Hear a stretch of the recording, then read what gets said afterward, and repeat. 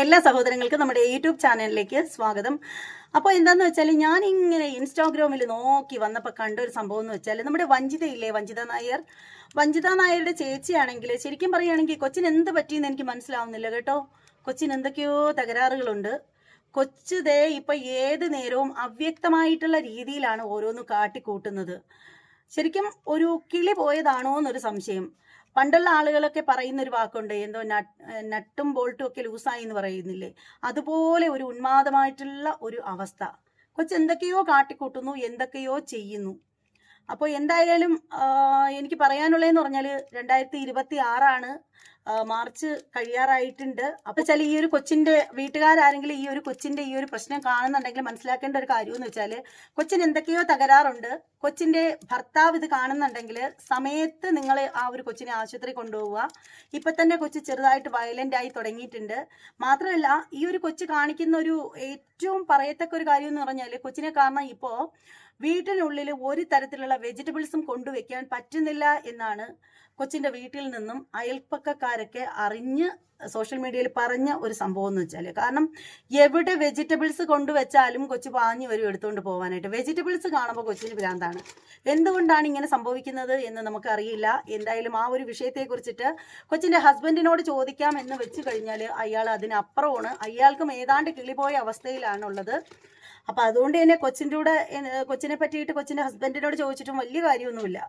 പിന്നീടുള്ള ഒരു കാര്യം എന്ന് വെച്ചാൽ ഈ കൊച്ചിനെ പറ്റിയിട്ട് അയൽപ്പക്കത്തുള്ള ആളുകളൊക്കെ ചില കാര്യങ്ങളൊക്കെ പറയുന്നുണ്ട്. അതായത് അയൽപ്പക്കത്ത് വലിയൊരു തോട്ടമുണ്ട്, ഏക്കർ കണക്കിന് കക്കിരി കൃഷി, വഴുതനങ്ങ കൃഷി, ഇതുപോലെയുള്ള സംഭവങ്ങളൊക്കെ കൃഷി ചെയ്യുന്ന ഒരു പെരേഡാണ്.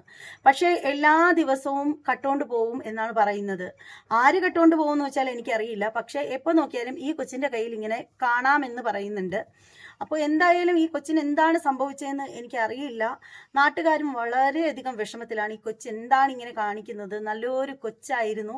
ആദ്യമൊക്കെ അനിയത്തിയായിരുന്നു പ്രശ്നക്കാരി. അനിയത്തി റീൽസ് ഒക്കെ കയറി തലയ്ക്ക് പിടിച്ച് വട്ടായി. എപ്പോഴും നോക്കിക്കഴിഞ്ഞാലും റീൽസിന് അടിമയായി മാറിക്കഴിഞ്ഞിരിക്കുകയായിരുന്നു. പിന്നീട് റീൽസിൽ നിന്നും മെമ്പർഷിപ്പിലേക്ക് പോയി.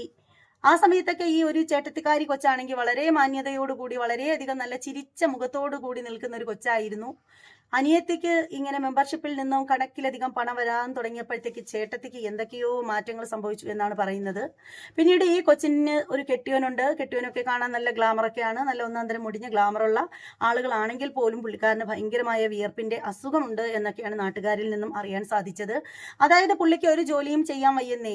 കമഴ്ന്നു കിടക്കുന്ന പ്ലാവല എടുത്ത് നിവർത്തി ഇട്ട് കഴിഞ്ഞാൽ അപ്പോഴേ വിയർത്തൊലിക്കും. അതാണ് അവസ്ഥ.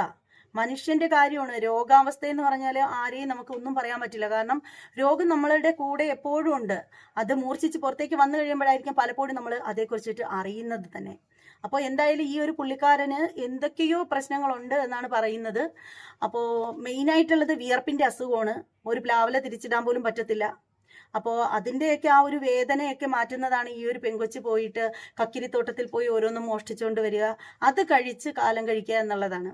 എന്ന് പറഞ്ഞാൽ ഇപ്പോൾ കോസ്മെറ്റിക് വസ്തുക്കളൊക്കെ ശരീരത്തിലൊക്കെ ഇട്ട് ഗ്ലാമർ വർദ്ധിപ്പിക്കാനൊക്കെ ആയിട്ട് നോക്കുകയാണെങ്കിൽ ഒരുപാട് പണച്ചിലവുണ്ട്. കുറച്ച് കഴിയുമ്പോൾ ആരോഗ്യത്തിനെയും അത് സാരമായിട്ട് തന്നെ ബാധിക്കും.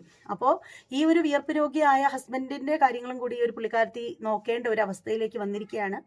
അപ്പോൾ അതുകൊണ്ട് തന്നെ പുള്ളിക്കാരത്തി അഭയം തേടിയിരിക്കുന്നത് അയൽപ്പക്കത്ത് വീട്ടുകാരന്റെ കക്കിരിത്തോട്ടത്തിലും വഴുതനത്തോട്ടത്തിലുമാണ്. കണ്ണ് തപ്പിപ്പോയ അവിടെ പോയി കക്കിരിയും വഴുതനയും കട്ടുകൊണ്ട് വരുമെന്നാണ് ഈ പറയുന്ന അയൽക്കാരൊക്കെ ഒന്നടങ്കം കേരള ന്യൂസ് ഗുൽഗുലി ചാനലിന് കൊടുത്ത ആ ഒരു ഇന്റർവ്യൂവിൽ പറഞ്ഞിരിക്കുന്നത്. അപ്പോൾ എന്തായാലും ആ ഇന്റർവ്യൂയുടെ ഭാഗങ്ങളൊന്നും ഇവിടെ കൊടുക്കുന്നില്ല. കാരണം എന്തിനാണ് വെറുതെ ഇന്റർവ്യൂകളൊക്കെ ഏതെങ്കിലും ഒരു കൂറ ചാനലിൽ ഇട്ടതൊക്കെ നിങ്ങളെയൊക്കെ കാണിക്കേണ്ട എന്ന് കരുതിയിട്ടാണ്. അപ്പോൾ എന്തായാലും ഈ ഒരു കൊച്ചിന് നല്ലൊരു ബുദ്ധി തോന്നുന്നതിന് വേണ്ടിയിട്ടും ഈ കൊച്ചിന്റെ കെട്ടിയോന് വിയർപ്പ് രോഗം മാറി വളരെയധികം സ്ട്രോങ് ആയിട്ടുള്ള ഒരാളായിട്ട് മാറുന്നതിനൊക്കെ വേണ്ടിയിട്ട് നമുക്ക് വഴിപാടൊക്കെ നടത്താം എന്നേ പറയാനുള്ളൂ. ഇതിൽ കൂടുതലായിട്ട് ഒന്നും പറയാനില്ല. അതുപോലെ വീഡിയോയ്ക്ക് ഹൈപ്പൊക്കെ ഉണ്ടെങ്കിൽ ഹൈപ്പ് തരണം. നിങ്ങൾ ആരും ഹൈപ്പ് ഇടുന്നില്ല. ഈ ഹൈപ്പ് എന്ന് പറയുന്ന സാധനം നമുക്ക് യൂട്യൂബ് തന്നിരിക്കുന്നത് ഈ കമൻറ്റ്, ലൈക്ക്, ഷെയർ ഇതുപോലെ തന്നെ വളരെയധികം പ്രയോജനപ്പെട്ട ഒന്ന് തന്നെയാണ് നിങ്ങൾക്കല്ല, എനിക്ക്. അപ്പോൾ എന്തെന്ന് വെച്ചാൽ നിങ്ങൾ എല്ലാവരും ഹൈപ്പ് കൊടുക്കുക. എല്ലാവരുടെയും അഭിപ്രായം കമൻറ്റ് ബോക്സിൽ രേഖപ്പെടുത്തുക. മറ്റൊരു വീഡിയോ ആയിട്ട് വീണ്ടും കാണാം. എല്ലാവർക്കും ബൈ.